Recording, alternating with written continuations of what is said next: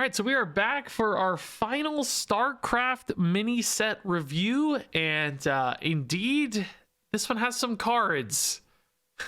I don't say that in a good way. These cards are kind of bad, I think. You're going to see as we go through this video. We have one neutral legendary, and the Warlock cards that got revealed a couple days ago. We're catching up on those. So I guess let's go ahead and kick things off here with Grunty.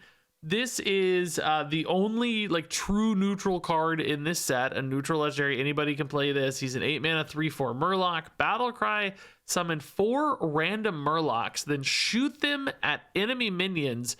You pick the targets. So basically, you know, you'll be launching them in as if they're attacking.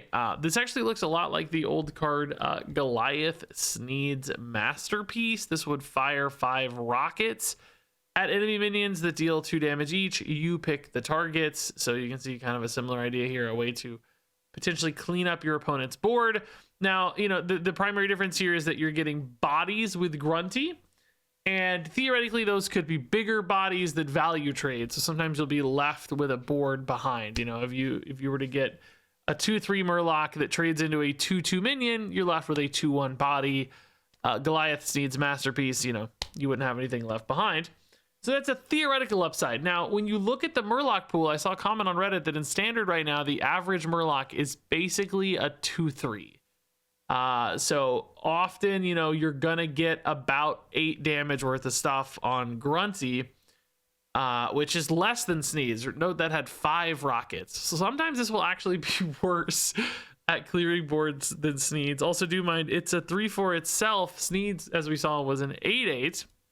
So that kind of sucks. Now, I will say, you know, if we just look at the Murloc pool here, you can see sometimes you're just going to get like 1/1s and low roll, and actually Crowd Surfer here can in fact buff your opponent's stuff. You might get some upside, but it actually has some risk. Adaptive Amalgam is actually pretty garbage. You don't want this because number 1, it's only 1 damage. Number 2, it actually puts a bad card in your deck. It could kill a draw later. Stuff like Grofen, you know, you're missing the Gigantify and Battle Cry, so that's no real upside. Murmy, you know, like, okay, I got a reborn, but man, I only got 1 damage out of it. That kind of sucks.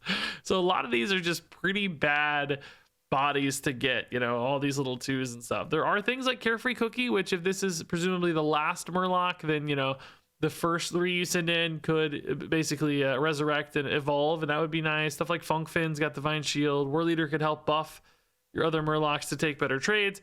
Poisonous Guy here is actually pretty cool. Like, this would be a great result. And then there's 3 basically good bodies. Like 2/3 is the cap. You get 3 of these.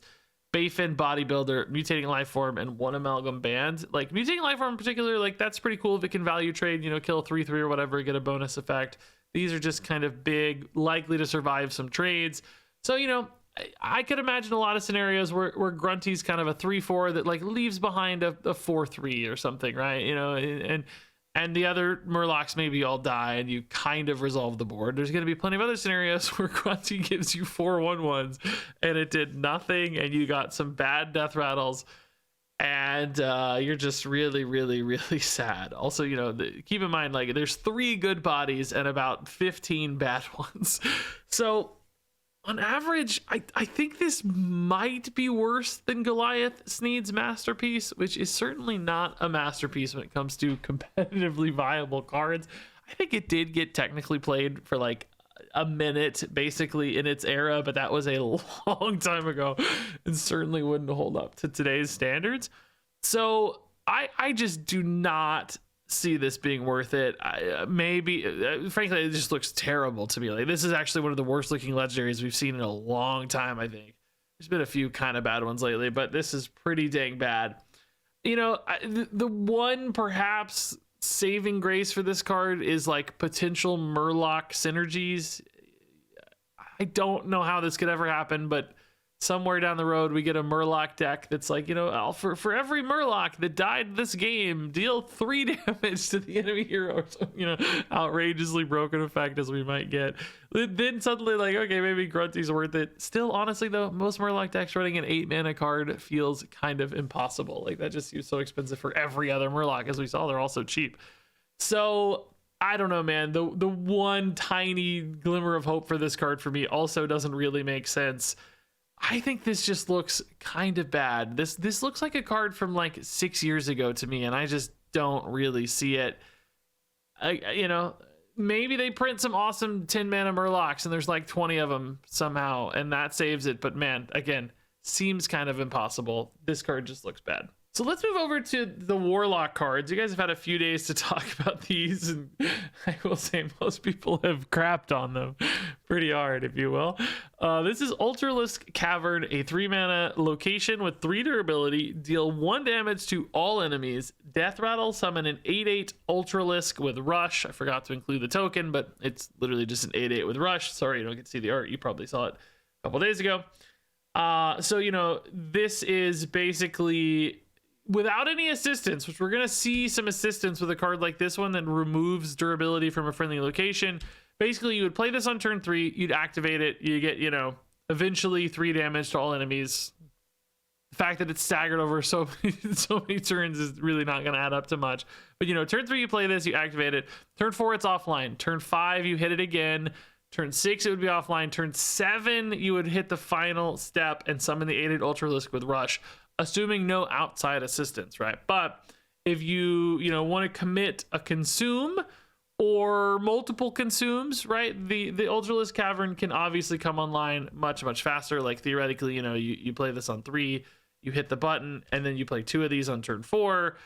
The Ultralisk Cavern could come down like right away, right? With coins, you know, potentially even faster.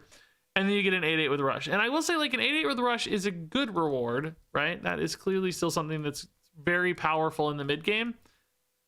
I will note though that it's not like crazy powerful these days. There are so many ways, like, you know, rogues playing like a couple 8/8s on turn 4 or 5 with some of the crazy card draw shenanigans into the giants that they can slam. And you know, there are just a lot of big things happening. An 8/8 is not so monstrously overwhelming these days that, you know, running multiple cards to hit it and like getting them online at the right time, man, it's, you know, you're asking for kind of a multi-step, multi-card process to get a pretty good play, not a broken play, not a game-winning play, even a pretty good play. So that's really going to be the challenge here. We've got one other card, the Spine Crawler, a 2-mana 1/6. Taunt, can't attack, has +3 attack if you control a location. So this is weird, right? Like, this card wants you to have a location, which you got a new location to support it, but this card wants you to not have a location, and really so does this card. So it's like, I guess, you know, the idea is play the Spine Crawler on 2, Ultralisk Cavern on 3. It takes a little while to net any kind of value on this, so you're hoping that the Spine Crawler kind of holds things down on turn 2 into turn 3 and until maybe you hit your consumes and stuff. But, you know, I'll say, like we said, for really all the swarm faction cards, or all the faction cards really in this mini set, is like, this is 3 cards, or kind of 6 after you consider duplicates, right? That's only a fifth of your deck. The odds of hitting these things together is just always incredibly low. Like, these are really tight synergy pieces, not kind of parasitic synergy pieces as they're called, but they still really want to work with each other, right? You like still really want to hit these together, and you're just not going to do that sometimes. And sometimes your Ultralisk Cavern is going to be sitting there really dead, and sometimes your consume, you're going to want to use it, but you don't need to restore 8 health. It's like, oh, okay, well, I'm hiding behind this taunt. I don't need the 8 health, right? I'd rather have something that, like, you know, remove 1 durability, destroy an enemy minion or something, right? Like, this plan just doesn't really make sense to me. You've got this like defensive card, so why do you need consume, right? You've got a card that wants you to have locations, and then cards that want your locations to go away, so they like kind of deactivate each other if you follow the game plan. So it's just this really clunky sort of 3-card set that this card in particular looks really bad to me. Like, the fact that it can't attack is just so limiting. It's just sitting there like a sitting duck, totally dead. And I mean, despite an 8/8 with Rush being pretty cool, I just think there are so many better, faster, more consistent options that running this as kind of an early game package makes no sense. And the upside for it as a late game package is certainly not there with only a single 8/8 with Rush on potentially a delay. That makes all of these look pretty dang bad to me. So now let's go ahead and rate these cards from 1 to 2 stars. I didn't say 5 stars because they're all going to be 1 or 2 stars. Grunty is a 2-star card, and that's being kind. Ultralisk Cavern is a 2-star card. Consume is a 1-star card. Spinecrawler is a 1-star card. Yeah, I hate to end the reviews on such a depressing note, but I just do not love these cards, man. We had some 5-star cards in this set. We had some 4-star cards. I actually think the average rating is going to be pretty solid. There were a lot of 3s and 4s. Mini sets usually just don't have very many good cards. There's usually 3-4 kind of solid meta cards at best in most mini sets. I hope we get that many in this one. It's weird because so many of these factions cards we saw, Zerg stuff, Protoss stuff, Terran stuff, like they could be the building blocks of really powerful decks, and in that case they're all probably going to want to be played together, right? Like they might inherently run 8 or 10 cards within a faction, and that could kind of make this mini set more impactful than an average mini set even. But there's also that chance that they're so restricted, so narrow, so parasitic that they actually don't make a competitive deck at all, and basically no cards from this mini set make a positive impact. So I guess we'll see. There's definitely potential. I think Protoss Druid stuff looked really spicy to me. I think there's something there. Maybe some Starship stuff in Warrior. I don't know. There's possibilities, but I don't think there's much possibility with these 4 cards in particular. But I'm curious to hear everybody's thoughts on these. Stay tuned for Tuesday. We'll definitely play some decks this next week and see how it goes. But I am very curious how this mini set shakes out. So thanks again for watching, and I guess I will see you soon for some cool StarCraft decks.